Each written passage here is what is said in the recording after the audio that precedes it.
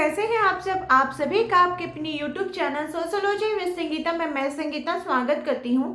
और इस चैनल के माध्यम से हम लोग सोशियोलॉजी के कम्पिटिटिव एग्जाम के प्रिपरेशन करते हैं, जिसके अंतर्गत आपको यूट्यूब पे डेली 3 क्लासेस मिलती हैं।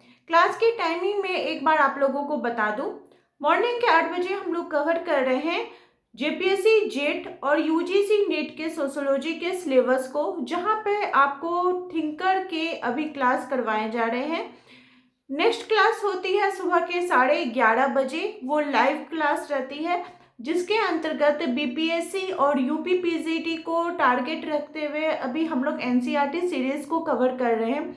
एनसीईआरटी सीरीज के अंतर्गत एनसीईआरटी क्लास 11 का बुक कंप्लीट हो चुका है और अभी क्लास 12 का बुक का हम लोग लाइव सेशन के माध्यम से डिस्कस कर रहे हैं चैप्टर वाइज, और रात के 8 बजे कवर कर रहे हैं बीपीएससी टीआरई 4.0 और यूपी पीजीटी के अकॉर्डिंग जितने भी प्रीवियस ईयर के क्वेश्चन हुए हैं उसी के अकॉर्डिंग मैं अभी आप लोगों को 2000 प्रीवियस ईयर क्वेश्चंस का सीरीज करवा रही हूँ, जहाँ पे जितने भी प्रीवियस ईयर के क्वेश्चन मत हुए जैसे कि मान लीजिए यूपी में एग्जाम हुआ है या अदर स्टेट में, तो उसमें से डेली आप लोगों को मैं 200 कीवर्ड को प्रोवाइड करूंगी और वो सारा क्वेश्चन, वो सारा कीवर्ड प्रीवियस ईयर के क्वेश्चन के बेस्ड होगा।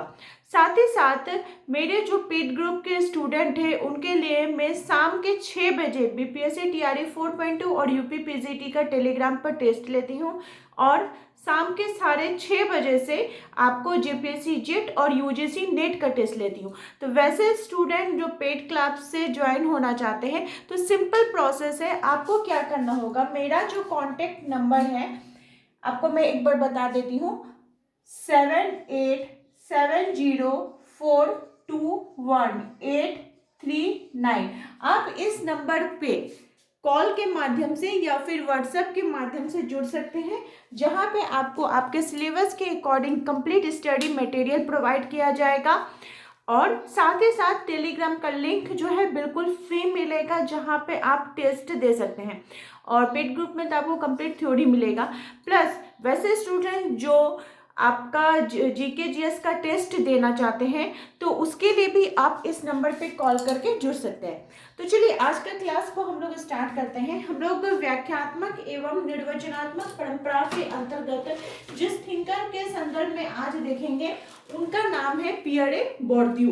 क्या है? पियरे बोर्दियू। और आपको जितने भी ये जो जेपीएससी जेट यूजीसी नेट का जो सिलेबस में दिया है, क्योंकि जेपीएससी जेट ने साफ बोला है जो यूजीसी नेट का सिलेबस है उसी के अकॉर्डिंग जेपीएससी जेट में आएगा। तो हर एक थिंकर को मैंने एक प्लेलिस्ट बनाया हुआ है जेपीएससी जेट करके, आप लोग जाके वहाँ पे सारे क्लासेस को देख सकते हैं। आज के जो हमारे थिंकर है वो है पियरे बोर्दियू। क्या नाम है इनका? पियरे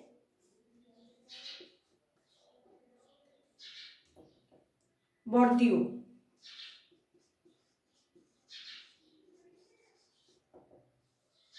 तो किन्हीं की भी थिंकर्स को की जो थ्योरी है उसको जानने से पहले हम लोग बायोग्राफी को थोड़ा देख लेते हैं, क्योंकि हर एक थिंकर्स की बायोग्राफी में ही उनके जितने भी थ्योरीज है वो डिपेंड करते हैं। और देखिए, ये जो थ्योरी क्लास है ये करवाने का मेरा उद्देश्य यही है कि आपको हर एक थिंकर से मैं कीवर्ड प्रोवाइड कर दूं, आपको शब्द पकड़ा दूं, ताकि आप उसको शब्द को देखकर आप पहचान कर सके कि ये किस थिंकर का है। तो चलिए क्लास को स्टार्ट करते हैं। तो सबसे पहले पियरे बोर्दियू, इनका जन्म कब हुआ था? तो इनका जन्म 1 अगस्त को, कहाँ हुआ था? 1 अगस्त को फ्रांस में हुआ था। ये सब पॉइंट भी इम्पोर्टेंट होता है, क्योंकि अभी जो रिसेंट का क्वेश्चन देखा जा रहा है उसमें क्या हो रहा है कि आपको थिंकर का ईयर से पूछ रहा है कि मिलान करने के लिए दे देगा, 4 थिंकर इधर रहेगा, 4 थिंकर इधर रहेगा, कि कौन से ईयर का कौन सा है, उनके जन्म के हिसाब से मिलान करने के लिए। तो आप इनका जन्म होता है, कब होता है? तो 1 अगस्त 1930 फ्रांस में। कहाँ पे होता है? फ्रांस में इनका जन्म होता है। यानी कि ये कौन है? तो ये फ्रांसीसी समाजशास्त्री हैं। और इनकी मृत्यु इनकी मृत्यु 23 जनवरी 2002 को पेरिस फ्रांस में होती है। ठीक है, इतना तो समझ में आया।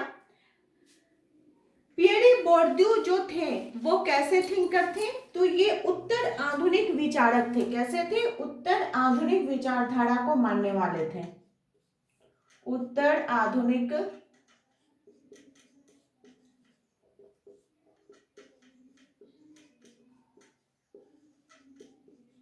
विचारधारा को मानने वाले थे। और ये पियरे बोर्दियू उत्तर आधुनिक विचारधारा के साथ ही साथ सांस्कृतिक संरचनावादी भी थे, एक बुद्धिजीवी थे। पियरे बोर्दियू उनके जो सहयोगी थे जॉन पॉल सार्त्र और लेवी स्ट्रास से ये उन्होंने उनके जो सिद्धांत थे उनपे बहुत ज्यादा उनसे प्रभावित थे और उसके आलोचक भी रहे। किसके? तो जॉन पॉल सार्त्र और लेवी स्ट्रास। लेवी स्ट्रास को किस रूप में जाना जाता है? तो मानववादी संरचनावादी के रूप में जाना जाता है। और सार्त्र महोदय को, जिया पॉल सार्त्र को किस रूप में जाना जाता था? तो अस्तित्ववादी में। तो जिया पॉल सार्त्र का जहां पे कहना था कि अस्तित्ववाद, ये अस्तित्ववाद की बात करते हैं कि कर्तागण जो है वो स्वयं अपने सामाजिक जगत के रचनाकार होते हैं। ये कौन बात करते थे? तो जिया पॉल सार्त्र करते थे।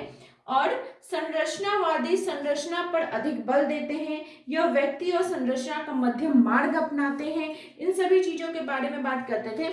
और वहीं पियरे बोर्दियू ने व्यवहार और अभ्यास यानी कि प्रैक्टिस और हैबिटस को सिद्धांत का प्रतिपादन कर इसको अपने सिद्धांत में अपनाया। और मेन इनका जो सिद्धांत है ये पूंजी से रिलेटेड है। और आपको आगे मैं बताऊंगा कि कैसे ये पूंजी को, कैसे ये हैबिटस को अपने अंदर की बात बोलते हैं, कि कैसे ये हमारी एक संस्कृति का रूप है, ये हमारे हैबिट का रूप है। इसको भी हम लोग देखते हुए चलेंगे। तो इनके कुछ इंपॉर्टेंट बुक्स की तरफ देखते हैं, क्योंकि जो थिंकर्स रहते हैं वो अपने सिद्धांत को किस में लिखते हैं? तो बुक में ही लिखते हैं। तो इनकी कौन कौन सी इंपॉर्टेंट बुक है उसको हम लोग देख लें।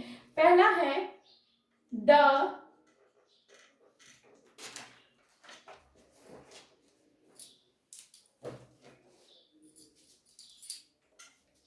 School as a conservative, the school as a conservative force.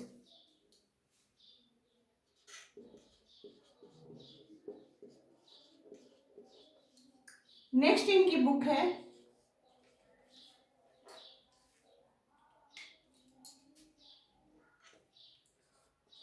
Outline of theory of practice. देखिए, मैं थ्योरी तो आपको करवा ही रही हूँ, साथ ही साथ जो टेलीग्राम पे टेस्ट हो रहा है उससे आपका क्या होगा, प्रैक्टिस भी होते हुए चलेगा। चीजें जब आप थ्योरी के रूप में पढ़िएगा फिर उसको क्वेश्चन का प्रैक्टिस लगाइएगा तो कॉन्सेप्ट भी आपका क्या हो जाएगा, वो क्लियर होते हुए चलेगा। तो outline of A theory of practice 1982 में। नेक्स्ट इनकी बुक है रिप्रोडक्शन इन एजुकेशन,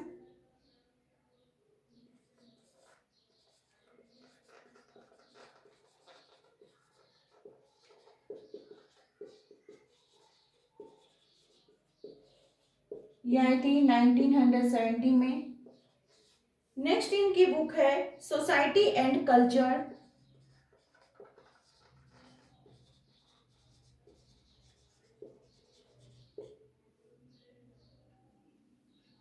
नाइनटीन 77 में। नेक्स्ट इनकी बुक है होमो एकेडमिक्स,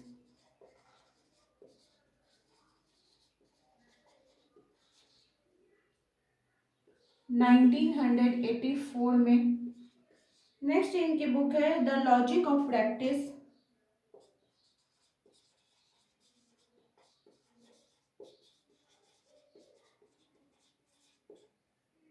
1990 में। Distinction, most important book.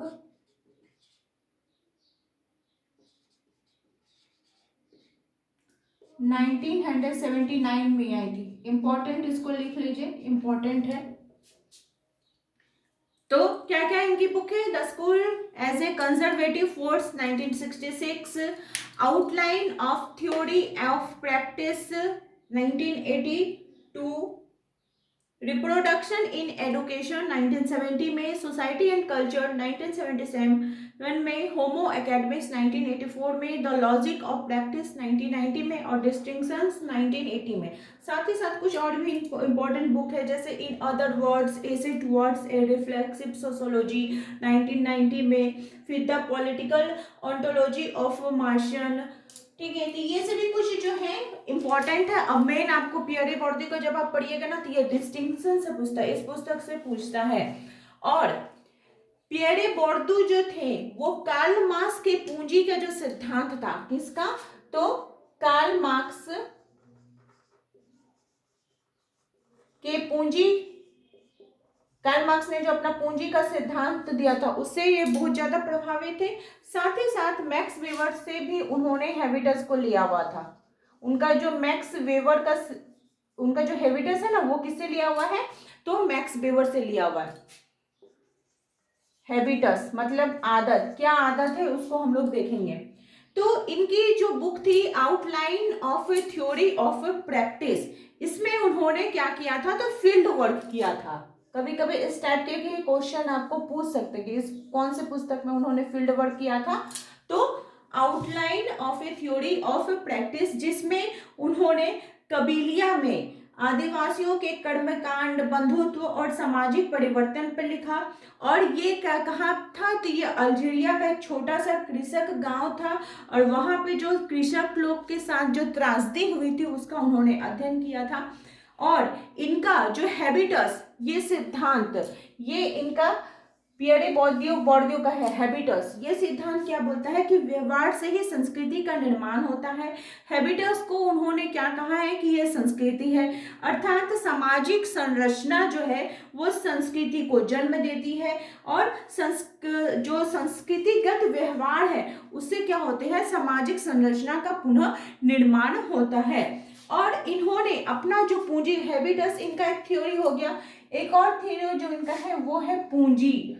ठीक है, पूंजी जिसको कि कैपिटल बोला जाता है। कैपिटल में कभी कभी हिंदी में जब उसका अनुवाद होता है तो राजधानी के रूप में होता है, लेकिन मेन ये किससे जुड़ा हुआ है? तो पूंजी से जुड़ा हुआ है। इसके अंतर्गत उन्होंने कितने प्रकार की पूंजी के बारे में बात की है? तो 4 प्रकार की पूंजी के बारे में बात की है। कौन कौन सा है? आर्थिक, सामाजिक, सांस्कृतिक और प्रतीकात्मक। पहला है आर्थिक, सामाजिक, सांस्कृतिक और प्रतीकात्मक। ये 4 प्रकार के पूंजी के संदर्भ में बात करते हैं। कौन करते हैं? तो पियरे बोर्दियू कहते हैं। आर्थिक पूंजी आखिर होती क्या है? तो आर्थिक पूंजी जो होती है वो राजस्व से संबंधित होती है। आर्थिक पूंजी से सांस्कृतिक पूंजी को खरीदा जा सकता है। अगर हमारे पास आर्थिक पूंजी रहेगी तो हम सांस्कृतिक पूंजी को भी खरीद सकते हैं। इसका मतलब क्या हुआ कि आप नॉर्मली देखिएगा कि जो शिक्षा होता है, ठीक है, आप शिक्षा के क्षेत्र में देख सकते हैं, खेल के क्षेत्र में देख सकते हैं, तो शिक्षा उसी को मिलता है जिसके पास पूंजी अधिक होती है। शिक्षा क्या हो गया? सांस्कृतिक पूंजी के अंतर्गत हो गया। तो शिक्षा उसी को प्राप्त हो रही है जिसके पास पूंजी अधिक है। आपके पास पैसा रहेगा तो आप उचित शिक्षा को प्राप्त कीजिएगा। जैसे डॉक्टर का बेटा क्या बनता है? डॉक्टर बनता है। क्यों बनते हैं? क्योंकि उसके पास इतनी पूंजी रहती है कि वो बन सकता है। जैसे आप खेल के जगत के साथ इसको जोड़ कर देख सकते हैं कि आप सभी ने देखा होगा MS धोनी का जो मूवी आया था, तो उस मूवी में आपने देखा था जो जिसको सुशांत सिंह राजपूत ने MS धोनी का रोल अदा किया था। तो वे देखते हैं कि जब वो और ऊंचे स्तर पर खेलने के लिए जाते हैं तो उनके पास उस प्रकार का किट मौजूद नहीं था, बैट पैड जो जो क्रिकेट के लिए लगता है, तो उनका जो पंजाबी दोस्त था वो उनको मदद करता है, तो वो आगे बढ़ता है। और वही वो युवराज सिंह के साथ खेल रहे थे, तो युवराज सिंह के फादर भी क्रिकेटर थे, तो मतलब उनके पास पूंजी था, दिखाया गया है कि उसके पास पूंजी था, तो वो आगे बढ़ गए थे इनकी तुलना में। लेकिन इनके पास उस हिसाब से नहीं था धोनी जी के पास, तो वो थोड़े बाद में क्रिकेट जगत के साथ और उस हिसाब से जुड़े। तो इसको आप हर एक क्षेत्र में देख सकते हैं कि ऐसा नहीं कि सिर्फ क्रिकेट में ही ऐसा है, हर एक आप आम आदमी के साथ भी, कि जिसके पास पैसा अच्छा है वो अच्छे इंग्लिश मीडियम स्कूल में पढ़ा रहा है और बाहर पढ़ने के लिए भेज रहा है, बच्चे को पढ़ाने के लिए लोग बाहर रह रहे हैं। तो ये सभी चीज़ें क्या हो रही है कि आर्थिक पूंजी जो है वो हमारी सांस्कृतिक पूंजी को प्रभावित करती है। ठीक है, उसके बाद देखा गया है कि पियरे बोर्दियू ने शिक्षा का समाजशास्त्र की बात करते हैं। समाज में वे बोलते हैं जो गतिशीलता है ये विद्यमान रहनी चाहिए। और इनकी जो एक फेमस बुक है डिस्टिंक्शन, जो कि 1979 में आई थी, ये बहुत इंपॉर्टेंट बुक है। इन्होंने सांस्कृतिक पुनरुत्पादन का भी वे बात करते हैं। सांस्कृतिक,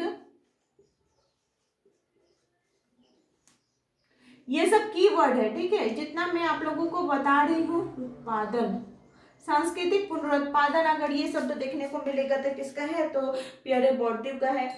सांस्कृतिक पुनरुत्पादन की जो अवधारणा प्रस्तुत करते हुए कहते हैं कि जो भी सामाजिक घटनाएं होती हैं वो निश्चित नियमों से बड़ी नहीं होती। उन्होंने यह तर्क के माध्यम से हम कह सकते हैं कि संस्कृति क्या एक पीढ़ी से दूसरी पीढ़ी तक हस्तांतरित होती है। तो हम जो समाज के अंतर्गत घटना देख रहे हैं, संस्कृति क्यों बढ़ रही है, संस्कृति का निर्माण क्यों हो रहा है, एक पीढ़ी से वो दूसरी पीढ़ी में हस्तांतरण क्यों हो रही है, ताकि जो संस्कृति है वो बजाई रख सके, उसको वो हम लोग संरक्षण करके रख सके। तो इसके संदर्भ में बात करते हैं। फिर है हैबिटस इनकी जो एक थ्योरी है हैबिटस, ये भी इनकी एक इम्पॉर्टेंट सिद्धांत है। ये इन्होंने किसमें दिया था, तो इनकी जो बुक थी reproduction in sociology, sorry line टेढ़ा हो गया, reproduction in sociology education, sorry reproduction in education, इस बुक में इन्होंने अपना हैबिटस का सिद्धांत को दिया था।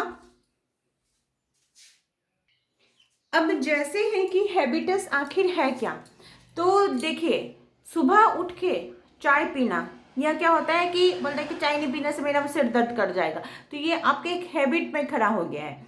फिर जैसे हर एक त्यौहार के लिए अलग अलग वस्त्र पहना जाता है, हर एक फंक्शन के लिए अलग वस्त्र रहता है। जैसे आप शादी घर में जाइएगा तो आप किस टाइप का कपड़ा पहन रहे हैं, वही अगर आप शोक सभा में जा रहे हैं तब कैसा पढ़ रहे हैं, मतलब भोजन से लेकर वस्त्र तक ये सभी क्या होते हैं, हमारे अंतर्गत आदतें होती हैं जो चली आई हुई रहती है, और इसी को हम लोग क्या बोलते हैं, हैबिट। ये हमारा क्या है, हैबिट बन गया है, हमारा व्यवहार के अंतर्गत आ गया है। हैबिट, व्यवहार, आदत, ये सभी क्या है, मनुष्य की एक मनोवृत्ति का एक समूह होता है जिसका प्रयोग व्यक्ति क्या करता है, अपने दिन प्रतिदिन की जितने भी वो घटनाएं होती है उसके अंतर्गत करता है। ठीक है, जैसे कोई भी हो गया, भोजन, कपड़ा, मकान, ये सभी चीजें इसके अंतर्गत आती हैं। इससे क्या होता है, इससे प्रथाओं का जन्म होता है, इतिहास का उत्पादन होता है, और हमारा जो प्राथमिक समाजीकरण होता है वो कहाँ होता है, परिवार के अंतर्गत ही होता है। तो परिवार में ही हमको ये हैबिट करने के लिए सिखाया जाता है कि आपके घर में अगर कोई बड़े आए तो उसको पैर छू के प्रणाम करिए, फिर कोई आया है गेस्ट तो उसको चाय दीजिए, ये सभी क्या होते हैं, हैबिट के अंतर्गत तो बातें की जाती हैं। तो ये सभी चीज़ें थी पियरे बोर्दियू से रिलेटेड।